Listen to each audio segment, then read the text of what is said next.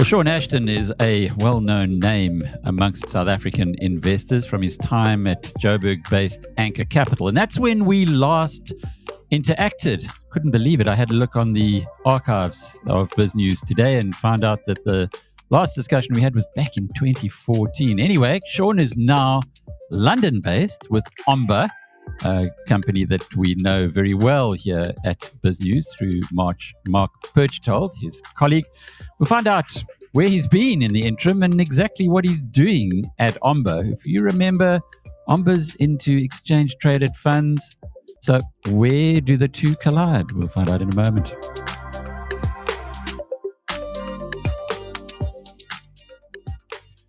So, okay, let's fill in the gap for all your hordes of fans here in South Africa. Thanks for the intro, Alec. It is Sean. Just a small correction. I am actually South African based. I'm working with the OMBA team, but I physically sit in SA at this stage. Okay, so I was kind of half right. I said the London-based OMBA, but so you work with a bunch of South Africans who have got a company in the UK, but you're still home. You're still in South Africa. Somerset West. So yeah, that's largely a personal family setup, but it works for us for now, and very much connected to the team in London. And the intersection there between OMBA being exchange-traded funds and you being a stock picker of some repute, how do those two intersect? I think the most important thing to first establish is these are people businesses, first and foremost. If I'm looking for a particular fit, or not just me, but the OMBA team as well, it's always about people due diligence. Is there a cultural fit? Can you work together? I think we very quickly established early on that with the number of conversations that we had, that there was absolutely a cultural fit. I think there's a complementary skill set. The OMBA team would be a lot more macro focused. Not to say that I don't think deeply about macro, I do. But also remember that there's a fairly new product which OMBA's launched in the last couple of years. They obviously run a handful of ETF-focused mandates, both segregated and unitized mandates, depending on which client set you're talking about, one of which is a thematic fund. Now, that thematic fund has got the mandate to invest up to 40% in direct stocks. So I'm going to be quite deeply involved in helping them do stock selection research for those specific picks. Okay. It makes a lot of sense now. So in the thematic fund, which you need to just unpack a little more for us, that is not going to be 100% invested in exchange-traded funds, which is what OMBA has done with the other parts of its product. So how does this work, the thematic fund?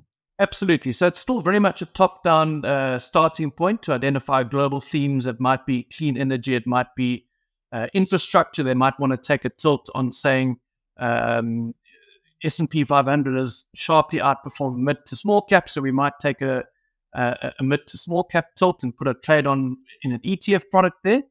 But within those global themes that are identified, those top-down themes, there might be certain ETFs that cannot fully express a particular view that you want by virtue of saying that there might be too much of a concentration in the stocks that you don't want to own in a particular ETF.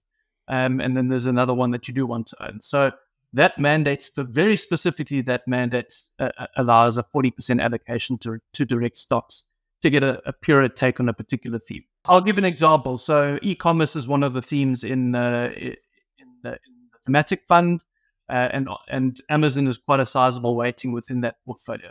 The single stock weighting is capped at 3%. So just to be clear, they do try to limit idiosyncratic stock level risk across all of their mandates. You're unlikely to see a scenario where one very big bet that gets placed in the portfolio takes you out of the knees. It's a far more diversified approach. But within that specific mandate, there is the ability to take more direct picks. So what other themes can you invest in? In other words, what thematic funds does OMBA run? So there's just the one specific mandate, but within that particular thematic fund mandate, there's a number of themes that have been identified by the broader team. Clean energy, infrastructure, e-commerce would be examples, semiconductors with a secular a very strong secular growth outlook over the next number of years for semis. That's a particular theme that's been identified, and they would be taking exposure via both ETFs and single stocks there. But just to understand the broader, the broader macro themes that are identified would have applicability to not just the thematic fund. It would also be the equity fund, the moderate fund, which also has a fixed income element to it as well. All right, I think I'm getting this now, but maybe you can just unpack it once more. If, for instance, the OMBA team decide that construction in the US is going to boom, could that new theme be put into the thematic fund? Absolutely, yeah. Okay, so you identify the themes around the world which appear to be offering the best value, and then in those individual themes, up to 40% can be in single stocks, and that's where Sean Ashton comes in. Yeah, 40% of the overall fund's NAV can be single stocks, capped at 40. I presume, given that OMBA's got a global remit, that you're not spending too much time looking at the JSE, given its tiny percentage of the overall investable universe. Yeah, that's true. I don't spend. I mean, me personally, I spend no time looking at the JSE. It's been a global focus for me for at least 5 years now. So the Magnificent Seven. Let's just unpack them quickly. On Wall Street: Apple, Microsoft, Alphabet, Amazon, Nvidia, Tesla, and Meta. Yep. We've got in our portfolio, in the BizNews portfolio, we've got Microsoft, Amazon, and Nvidia. So those three have done us very well. The other four plus those three, do you spend time looking at those, given that Wall Street just seems to be in love with those and out of love with everything else? Yeah, these are names that I spend a lot of time on. That's true. I think it's worth contextualizing, because this is obviously a very topical point of discussion right now. And I actually did the numbers this morning. If you look at the year-to-date return on the S&P, you're just under 13% for the overall index, and there's pretty much 10 stocks that have given you all of that return. Now, those 10 stocks account for 30% of the market cap, but all the return this year. A lot of the names that you mentioned are in there, and a few others. But I think it's worthwhile just talking about if you look at those specific companies, the average 2022 return across that group of stocks, the top 10 contributors to performance this year, were down 34%. Okay, just the simple average.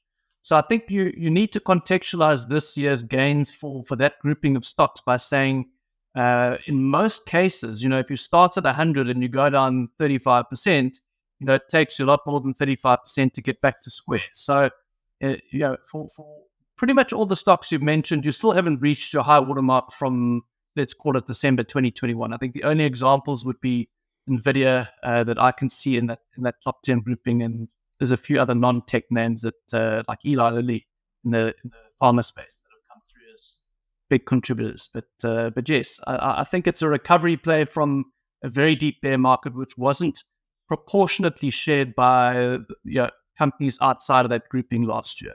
Every investor or investment professional looks for the outperformer, the outlier.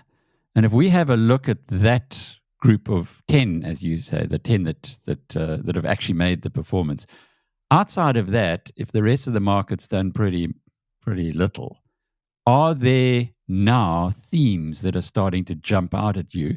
As AI was a theme that if you jumped into earlier this year, you'd have done very well from. Yes, I mean, I'd say for me personally, there's not an obvious small to mid cap theme by sector that jumps out at me right now. I think that certain real estate stocks are starting to look quite interesting, but that's not something that's been implemented in the business as yet. It's more a discussion point right now. I think there are some real estate players outside of office that have been left behind as rates have risen very dramatically. And there could be a value play there. There's one name I could think of off the top of my head that looks interesting right now. But I think even within the mega caps that have shown you a lot of return this year, if you pick the eyes out of that, like for example, Meta is a name in the thematic fund right now, which I think is up 160% year to date. People are saying, well, that's surely too much. Bearing in mind it was down 2/3 last year, so you still haven't reached your high watermark again.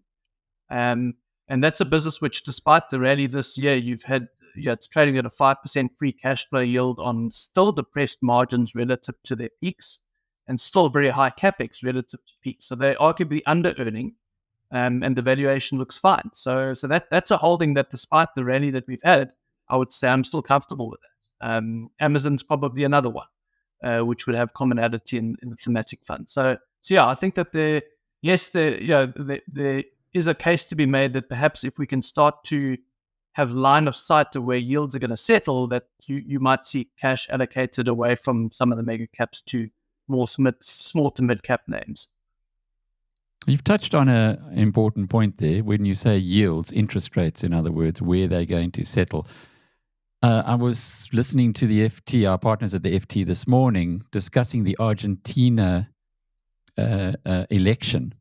And they say that, they explained that the leader in the Argentina presidential race is an economist who's telling the country they need to get rid of the peso and close the central bank and dollarize everything. But the problem with that, people are saying, is that would make Argentina completely exposed to American interest rates. But I guess the counter argument is we're all exposed to American interest rates. What the Americans do affects the rest of us. But where are you seeing that? Because then just having said that, it's so important to the whole world, including us in South emerging Africa. markets. And unfortunately, the US exports their monetary policy to the rest of the world. That's just a fact. So, and arguably, they're in a better position to cope with their own monetary policy than what a lot of other countries are, because we're not the issuer of the dollar. At the end of the day, and there's a big debate around this, and I wrote something recently on this. The interplay between the Fed and the Treasury is perhaps not as independent as one might like to think. The Fed would like to create the impression that they are a totally independent agency and they're happy just to let the cost of capital float to a natural market-related level. I think that's a little bit naive. It's the elephant in the room, Alec. You've had rates settle from 1% to 5% now. The most recent move from 4.25% to 5% has happened in a very short space of time. To me, it looks disorderly. Bond prices haven't crashed like this in many years. And if you just think about the US fiscal position for a moment, I won't try and delve into too many detailed numbers, but it's worthwhile just for the listeners to understand.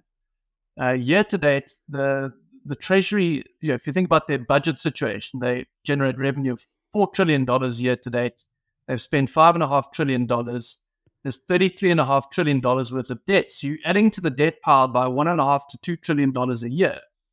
But if you inside that $5.5 trillion of expenditure, there's 600 odd billion of interest payments. Okay, but now you might think, okay, 600 billion on 33 trillion is only a 2 to 2.5% coupon. Okay, across the debts that they've really got outstanding. But guess what? Market rates are at 5%.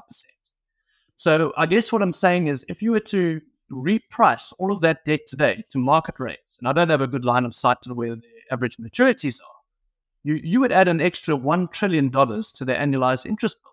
That's 25% of the budget, right? And another 3 to 4% on top of the existing budget deficit as a share of GDP.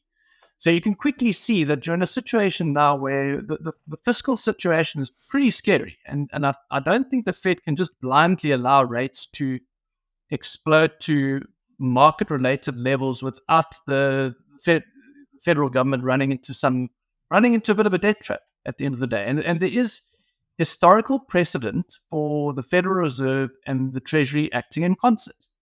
And we had this as recently as 3 years ago. You had the COVID crisis in March of 2020. A $2.2 trillion stimulus package was announced by Treasury, much of which was paid directly to households. And guess who funded that? The Fed directly funded that. They took onto their balance sheet an additional close to $3 trillion worth of debt. Their balance sheet expanded from $4 trillion just immediately pre-COVID to $7 trillion. So for me, the argument that the Fed is entirely divorced from Treasury is not the right argument. And I think we're approaching a level now where I wouldn't be surprised if the sell-off in Treasury yields becomes more disorderly, that you might find an argument that they have to rethink their quantitative tightening program down the line. I wouldn't be surprised. It would be terrible for their credibility, especially given that they haven't yet met their arbitrarily determined 2% inflation target. But inflation's a lot lower than what it was, and it might eventually give them breathing room to abandon the idea of quantitative tightening. My view. It's lovely context that, Sean, because we've got here in South Africa our own midterm budget statement coming up on the 1st of November, where we are paying a heck of a lot in interest as well. And we forget it's not just South Africa that's got this problem. And the way you've unpacked it for the United States is a similar line. But it just appears as though the big stories in the world are the ones that affect all investment markets. And right now, geopolitics seems to be front and center. Not just Russia, Ukraine, but now Israel, Hamas. How much should this or would this affect your thinking about, and I'm talking your, meaning the whole of OMBA's thinking about these broad international trends? How important is geopolitics? I think it's worthwhile just acknowledging the tragedy, the human tragedy of what's happened in the last couple of weeks. It's obviously terrible. I think the immediately direct impact to markets is less important than I think the indirect impact of what it means for policy. Okay, so if you've now got a US government that's going to be actively supporting the fighting of two wars, indirectly albeit, they're sending capital and funding to both Israel in addition to Ukraine, it just means more deficit spending. Defense is already 13% of the budget in the US. It's hard to see why the fiscal impulse of the US slows down whilst you've got a handful of wars around the world. So ultimately, the impact, I think, is more indirect by virtue of fiscal policy, and that's naturally inflationary. So you've got a Federal Reserve that's fighting against geopolitics and in a way their own government and their own government's policies around where they're spending money.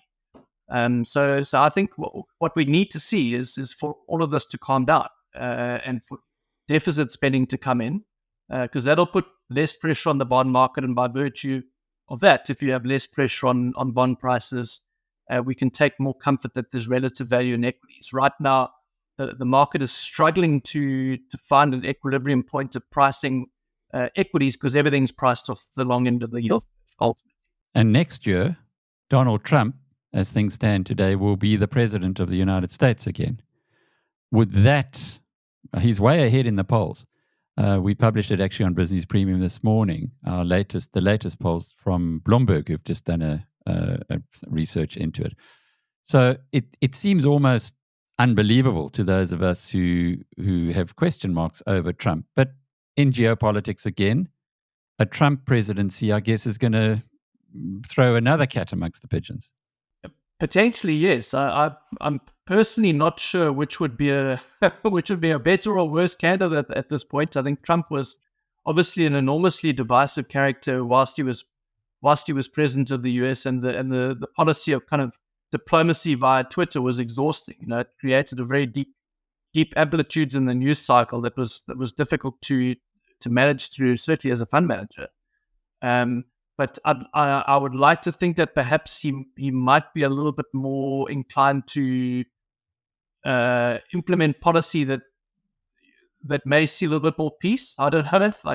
I'm not an expert on the subject matter, but it seems to me that the Biden administration hasn't exactly run diplomacy in a way that's kind of calmed down geopolitics as opposed to amplified it.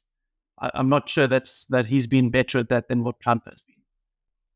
So I guess it really is, as far as a fund manager is concerned, it's not, you're at rock bottom anyway. So it's not going to make much difference on that score. When you have a look into the future in this very, very uncertain world that we live in, how do you find opportunities that you can be confident of, that you can be committed to?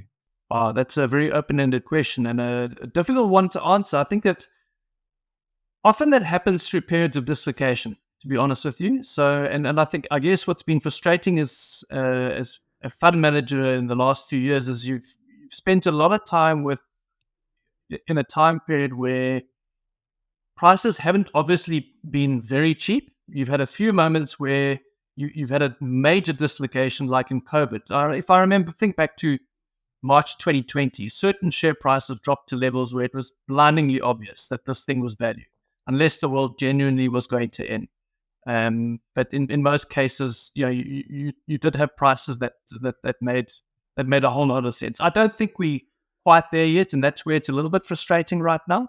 Is broader indices are trading at, let's say, 17 or 18 times forward PE. If you look at the S&P 500, in the context of rates at 5% and real rates at 2.5%, that equity risk premium doesn't look especially attractive. So it's a case of, well, nothing is very obvious right now, is the message I would send to you.